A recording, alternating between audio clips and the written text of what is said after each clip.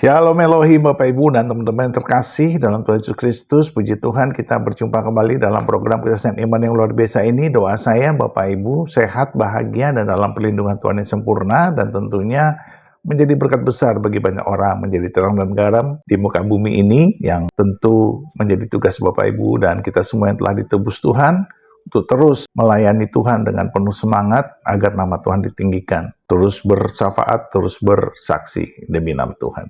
Baik, hari ini kita akan mendengarkan kesaksian dari Ibu Freya. Ya, Ibu Freya ini mempunyai seorang suami yang mualaf ya. Suaminya dahulu Kristen, tapi begitu mendengarkan channel Edis TV, suaminya mulai goyah dan ingin murtad. Karena dia sudah mengerti sekarang bahwa ajaran yang dia ikuti saat ini itu tidak benar, tidak sesuai dengan kaidah-kaidah normal. Dan memang kita harus akui banyak anak-anak Tuhan yang menjadi mualaf adalah orang-orang Kristen yang bukan sungguh-sungguh Kristen karena tidak mempelajari Alkitab, karena tidak merenungkan firman Tuhan siang dan malam, sehingga mereka tidak memiliki iman, karena iman timbul dari pendengaran akan firman Tuhan. Puji Tuhan. Dan Ibu Freya ini begitu penasaran ya dengan suaminya kenapa sering menonton Edis TV. Dan akhirnya dia menontonnya dan dia mulai diajar di situ hal-hal yang selama ini dia tidak ketahui. Nah, bagaimana kisahnya? Mari kita saksikan bersama-sama. Tuhan memberkati. Ya, makhluk Tuhan Freya, silakan nyalakan kamera.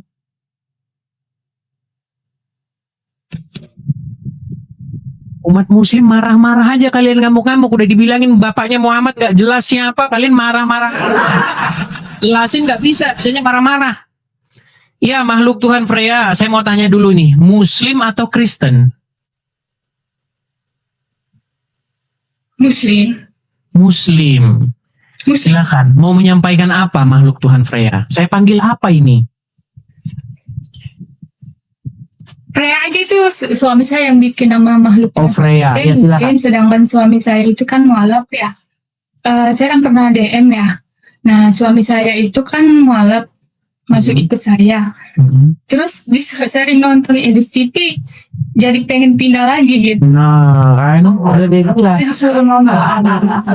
sudah saya bilang, hati-hati para mualaf nonton Edis TV, nanti kamu tidak Islam lagi. Silakan. Iya, setiap malam hampir nonton Edis TV terus. Saya disuruh nonton gitu. Terus? Mastiin gitu. Jadi ada tertarik sih. Terus? Tertarik dengan penjelasannya. Tertarik dengan penjelasan saya. Sudah berapa lama Kak Freya nonton Edis TV? Nonton saya? Ngikutin sih 1 minggu, kalau suami saya mah sering. Baru Saya lihat terus, ngapain gitu. Coba deh lihat Edis TV, nonton katanya gitu. Oke. Apa yang membuat Anda tertarik? Yang tertariknya sih yang cerita Nabi Muhammad yang menikah itu aja. Oke, tapi kita tes dulu ya. Tes dulu. Orang-orang pada ngomong tes dulu. Berarti suami mualaf, ngikut kamu beragama Islam, dan dua-duanya Islam ya? Ya. Oke. Kami pengen tahu karena nggak mau kami ngaku-ngaku orang Islam. Coba. Berarti sholat sampai sekarang sholat. Sholat ya? Sholat. Oke, coba kami pengen dengar gimana bacaan sholat, niat sholat. Kami pengen tahu aja. Sholat apa? Subuh. Terserah. Sholat subuh kah? Maghrib terserah. Sholat subuhi rakaataini mustaqiblati adaan lillahi ta'ala. Oke, bacakan satu ayat Quran. Ayat pendek aja ya. Bismillahirrahmanirrahim. Qul huwallahu ahad, Allahus samad, lam yalid wa lam yulad wa lam yakul lahu kufuwan ahad.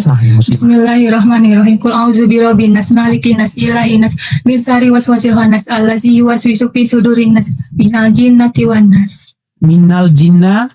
Ada lagi. Oke, sah. Coba yang bagian belakang. Yang bagian belakang tadi? Apa? Minal apa? Minal jinnati wan nas. Minal jinna watin?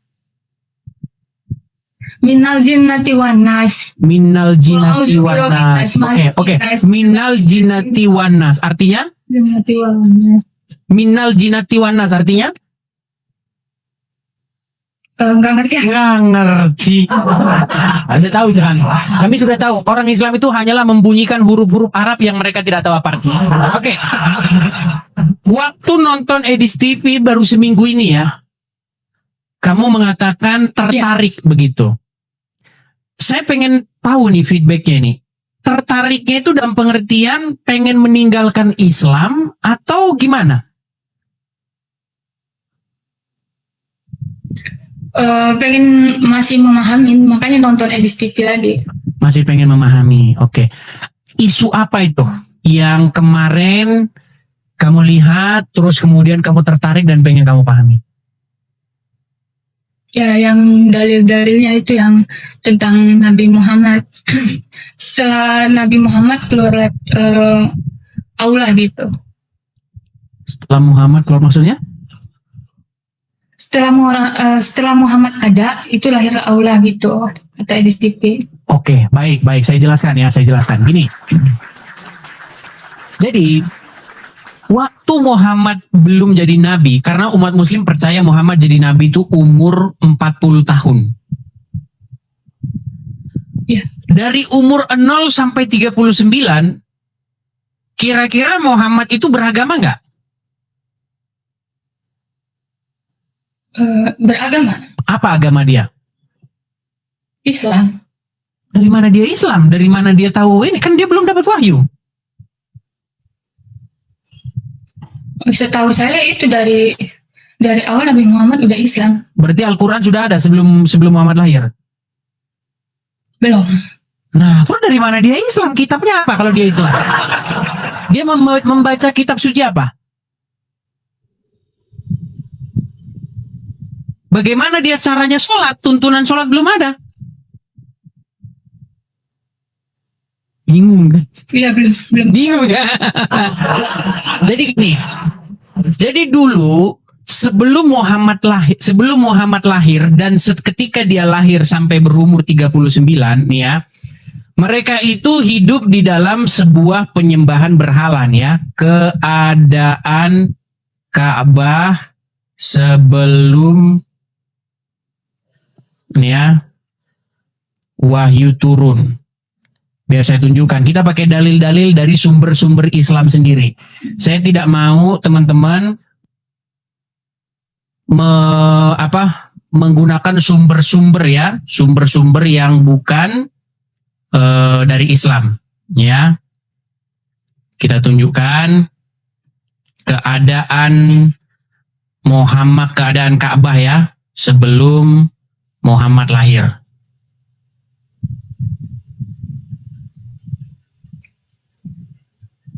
Pelan-pelan ya. Ini isunya agak sedikit ini ya. Oke. Saya hilangkan dulu ini. Perhatikan ya, nih. Jadi nama-nama berhala yang mengitari Ka'bah sebelum Islam. Nih ya. Ini bukan karang-karangan ini akurat.com ya. Nih. Perhatikan. Jauh sebelum masyarakat Mekah mengenal Islam, mereka memiliki 360 berhala yang mengelilingi Ka'bah. Berbagai jenis berhala yang dipuja-puja masyarakat saat itu berbahan dasar kayu, emas, perak, tembaga, dan batu.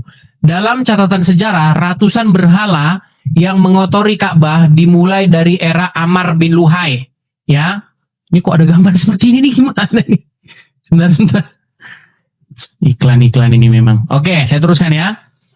Dari seluruh berhala yang mengintari Ka'bah, Hubal menjadi sesembahan yang paling besar dan paling dimuliakan oleh kaum Quraisy. Hubal berbentuk dan seterusnya ya. Nih. Di kemudian hari setelah Fathul Mekah, Hubal dan seluruh berhala lainnya dihancurkan oleh Muhammad. Nah, ini kan setelah dia jadi nabi ya.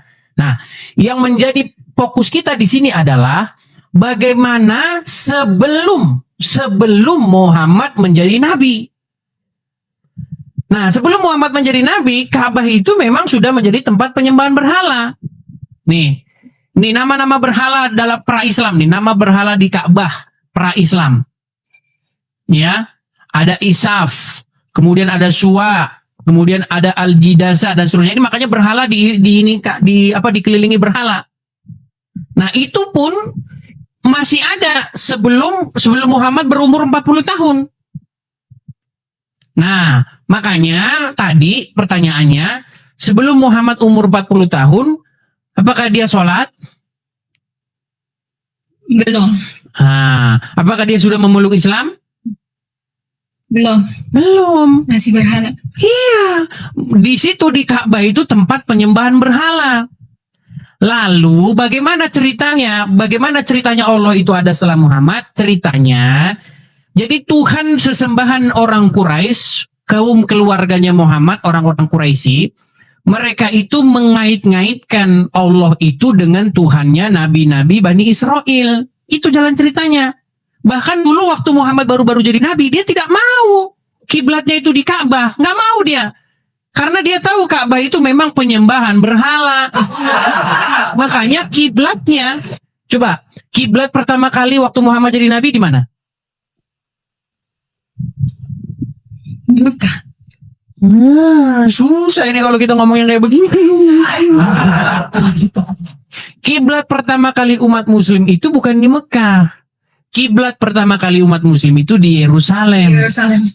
Iya, karena Muhammad tahu bahwa Mekah itu tempat penyembahan berhala. Tetapi karena orang-orang Yahudi tahu bahwa Muhammad ini bukanlah nabi, melainkan nabi-nabian, akhirnya Muhammad memindahkan kiblatnya ke tempat kiblat orang-orang Quraisy.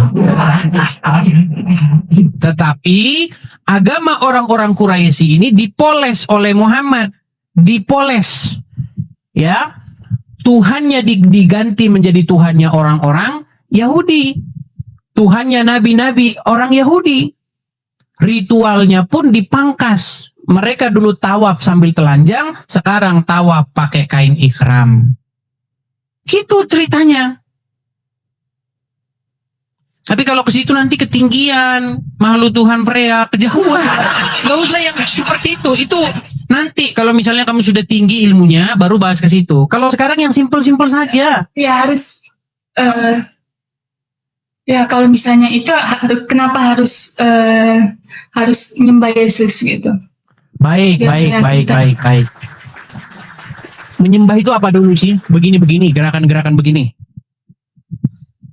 Kristen nggak perlu kayak begitu. Nah, kalau di dalam agama Islam memang harus didoktrin, harus nyembah. Begitu. Berbuat jahat lancar, nggak apa-apa, yang penting nyembah.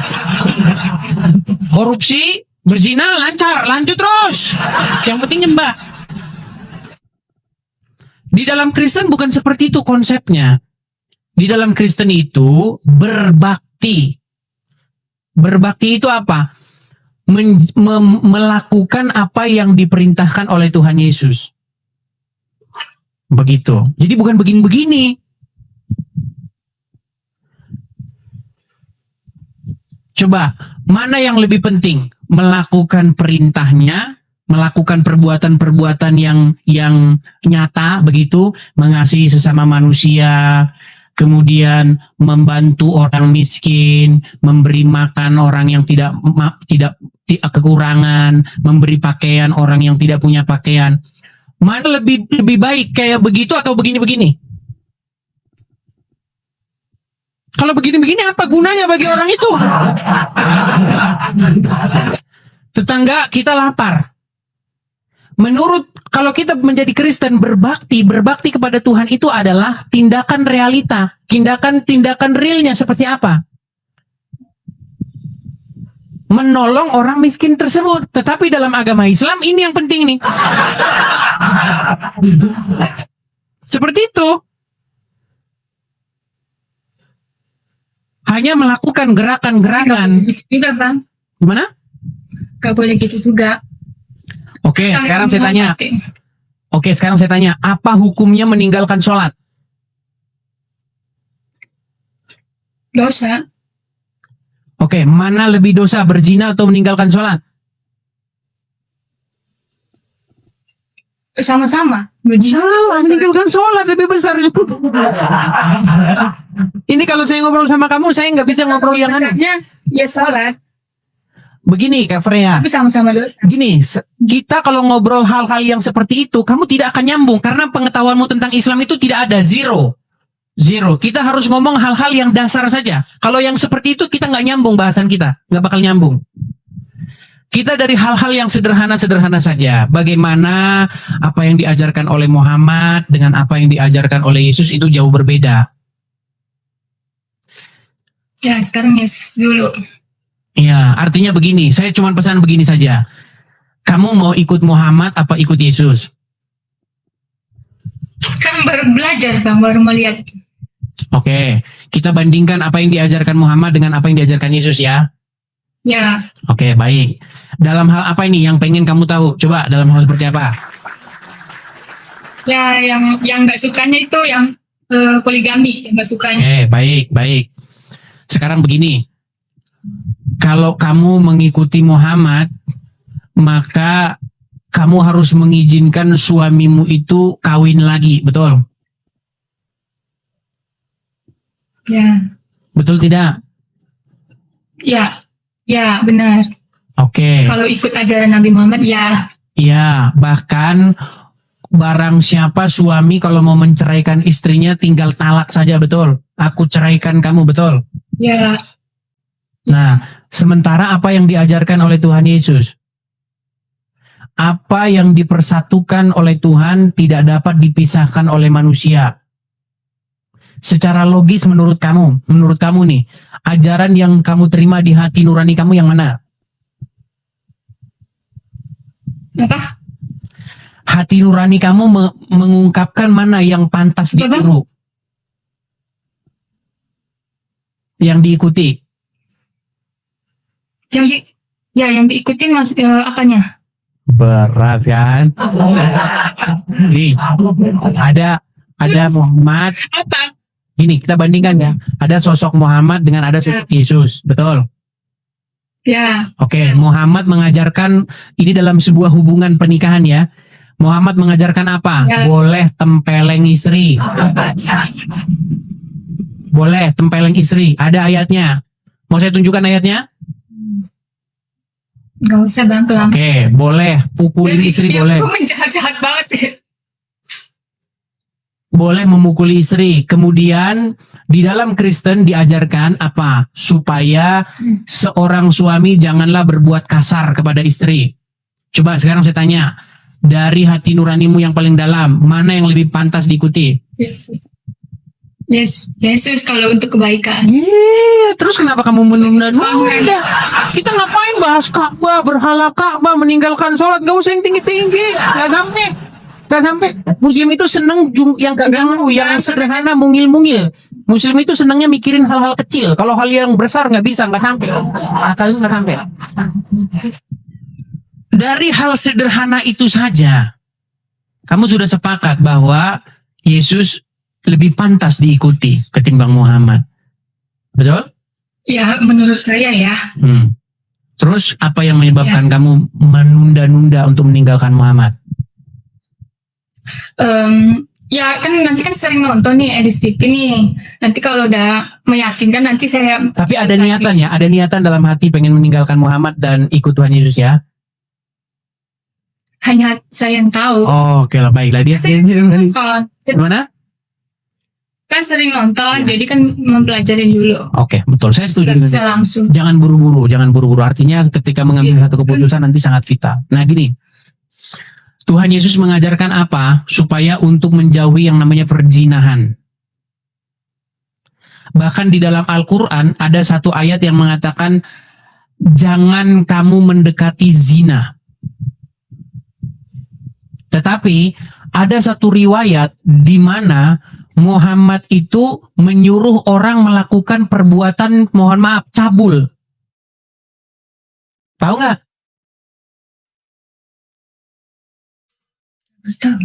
Tidak tahu. Jadi suatu ketika adalah seorang suami istri yang di rumahnya itu tinggal seorang pemuda. Misal kamu dengan suami nih.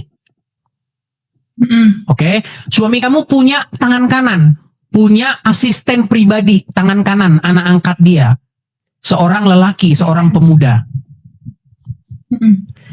Tetapi suamimu itu cemburu dia karena keberadaan laki-laki tersebut di rumah. Ini terjadi di dalam kisah kepada Muhammad. Jadi ada seorang bernama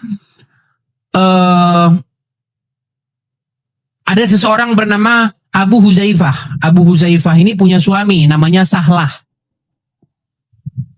Oke? Nah, di rumah mereka berdua tinggal seseorang bernama Salim. Lalu Sahlah ini mengadu kepada Muhammad. Ya Rasulullah, sesungguhnya di wajah suamiku itu terdapat raut wajah kecemburuan sehubungan dengan keberadaan Salim di rumah kami. Bagaimana solusinya?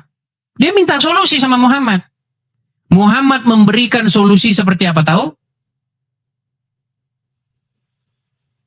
Dia memberikan solusi bahwasanya si Sahlah itu harus menyusui Salim tadi. Iya, itu suami saya udah cerita itu. Bagaimana kamu ikutin Nabi yang kayak begitu? Ibarat kata nih, suamimu punya anak angkat, punya asisten ya yang tinggal di rumah tapi udah dewasa dia. Terus kamu ngadu kepada Rasulullah, ya Rasulullah, bagaimana nih suami saya cemburu nih? Padahal dia itu anak angkatnya sendiri loh. Pembantunya sendiri, budaknya sendiri, orang suruhannya sendiri, kok dia cemburu? Lalu Rasulullah menyuruhmu, wahai Freya, supaya suamimu tidak cemburu, susuilah laki-laki itu. Emang ada. Oh, ada. Makasih Kak Ceki, makasih. Ada. Waduh, terima kasih Kak Ceki. Nih ya, saya tunjukkan ya. Saya tunjukkan.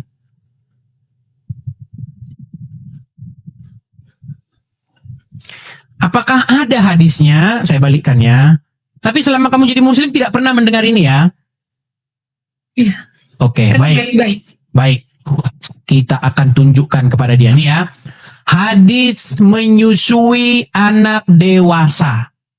Ini kalau makanya untuk meninggalkan agama Islam hanya dibutuhkan sedikit keberanian untuk berpikir logis. Saya bacakan ya. Telah mengabarkan kepada kami Yunus bin ini nama-namanya kita skip saja ya karena banyak ini riwayat-riwayatnya dari Aisyah, istri Nabi SAW. Sahlah binti Suhail menemui Rasulullah SAW dan berkata, wahai Rasulullah, saya melihat kemarahan di wajah Abu Huzaifah, suaminya dia sendiri, karena Salim masuk ke rumahku. Rasulullah SAW bersabda, susuilah dia. Si Salim itu. Ia menjawab, Sahlah menjawab, ia sudah memiliki jenggot.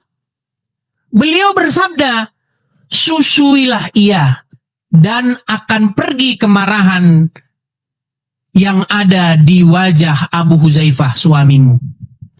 Ia berkata, demi Allah aku tidak mengetahui di wajah Abu Huzaifah setelah itu. Setelah itu nggak cemburu lagi. Satu hadis, bukan satu hadis, ada banyak hadis. Perhatikan, telah mengabarkan kepada kami bla bla bla bla bla bla bla ya. Sahlah binti Suhail menemui Rasulullah SAW dan berkata, saya melihat kemarahan di wajah Abu Huzaifah karena Salim masuk ke rumahku. Beliau bersabda, susuilah ia. Ia berkata, bagaimana saya menyusuinya? Sedangkan ia adalah anak laki-laki dewasa. Kemudian beliau bersabda, bukankah saya tahu bahwa ia adalah laki-laki dewasa? Kemudian ia datang setelah itu dan berkata, demi zat yang mengutusmu dengan kebenaran sebagai nabi, saya tidak melihat suatu apapun di wajah Abu Huzaifah suamiku setelah itu yang tidak saya suka. Jadi setelah disusui, Abu Huzaifah tidak cemburu lagi. Saya teruskan lagi. Bukan cuma satu hadis. Ya. Dikatakan ini. Nabi SAW memerintahkan istri Abu Huzaifah untuk menyusui Salim, maula Abu Huzaifah, hingga hilang kecemburuan Abu Huzaifah. ia menyusuinya sedang ia adalah lelaki dewasa. Rabi'ah berkata, hal tersebut merupakan keinginan bagi Salim. Ada lagi? Banyak ini riwayat ini sahih. Ya. Sahlah menemui Rasulullah SAW dan berkata, wahai Rasulullah, sesungguhnya Salim memasuki rumah kami dan ia telah berpikiran seperti yang difikirkan oleh lelaki dewasa dan telah mengetahui apa yang diketahui lelaki dewasa. Maka beliau bersabda, susuilah dia, si Salim itu, yang keluar masuk rumahmu itu, yang bukan suamimu itu.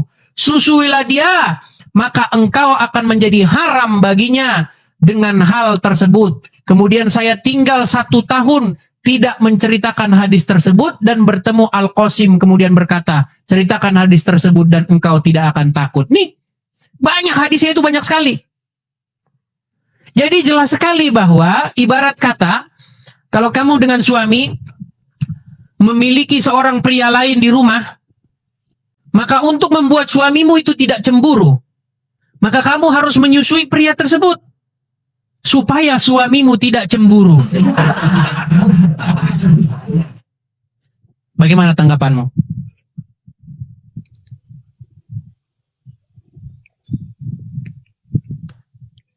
Nanti saya baca-baca lagi. Baik. Masih banyak Ya, waktu. makanya. Masih banyak waktu, bahkan saya sering mengatakan begini. Kalau nonton Edis TV, 1 kali pasti akan marah-marah. Mengatakan tafsir, laknatullah, jahanam, dajjal, pengarang, pemfitnah. Itu bagi orang yang pertama kali nonton Edis TV.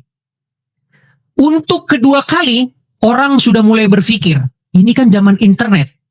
Gampang saja saya lihat itu, saya googling saja apakah Edis ini bohong atau tidak. Kedua kali nonton Edis TV, orang akan berpikir dan mencari tahu apakah benar yang dia omongin Edis TV. Ketiga kali nonton Edis TV, orang akan mulai manggut-manggut mengiyakan apa kata saya. Nah, hati-hati untuk yang keempat. Untuk yang keempat kali, mustahil Anda masih menjadi Islam setelah nonton Edis TV. Jadi memang ada tahap-tahapnya, Kak Freya. Saya pun tidak memaksakan harus hari ini, harus sekarang juga, tidak. Ada banyak sekali video-video saya, terutama di Facebook yang sudah dirapi-rapikan oleh orang, walaupun itu bukan akun saya. Silakan lihat saja di reel Facebook. Ada banyak, ada ribuan Facebook saya di situ. Nanti setelah kamu menonton video-video saya rasa niat kamu akan bulat untuk meninggalkan Muhammad dan datang kepada sumber kebenaran, yaitu Tuhan Yesus. Seperti itu. Oke, Kak Freya? Terima kasih. Sama-sama, Kak Freya. Mungkin ada yang mau disampaikan? Terima kasih penjelasannya. Mungkin ada yang mau disampaikan? Cukup, nanti saya pelajarin.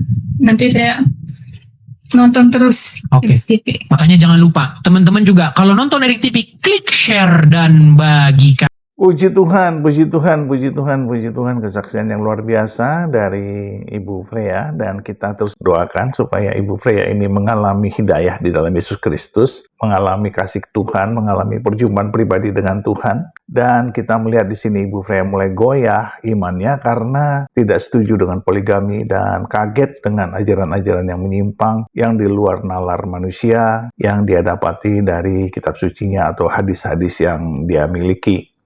Dan mari Bapak Ibu dan teman-teman semua, kita terus percaya bahwa kuasa Roh Kudus itu tidak terbatas. Dia menembus ruang dan waktu. Hal-hal yang tidak mungkin bagi kita itu mungkin bagi Tuhan. Orang-orang yang kita duga tidak mungkin bertobat atau lahir baru atau percaya Yesus.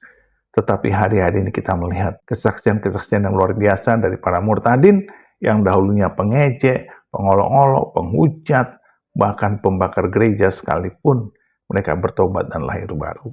Karena Tuhan mengasihi mereka dan menjamah mereka. Teruslah percaya, teruslah semangat, teruslah bersaksi, teruslah berdoa, teruslah menjadi berkat besar bagi banyak orang.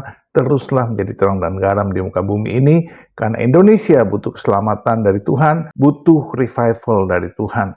Mari Bapak Ibu dan teman-teman semua tetaplah setia di dalam Tuhan dan teruslah percaya. Tuhan berserta kita dan memberkati kita dengan limpahnya di dalam nama Bapa dan Anak dan Roh Kudus Di dalam nama Tuhan Yesus Kristus. Haleluya, haleluya, haleluya. Amin, amin, amin, amin, amin, amin.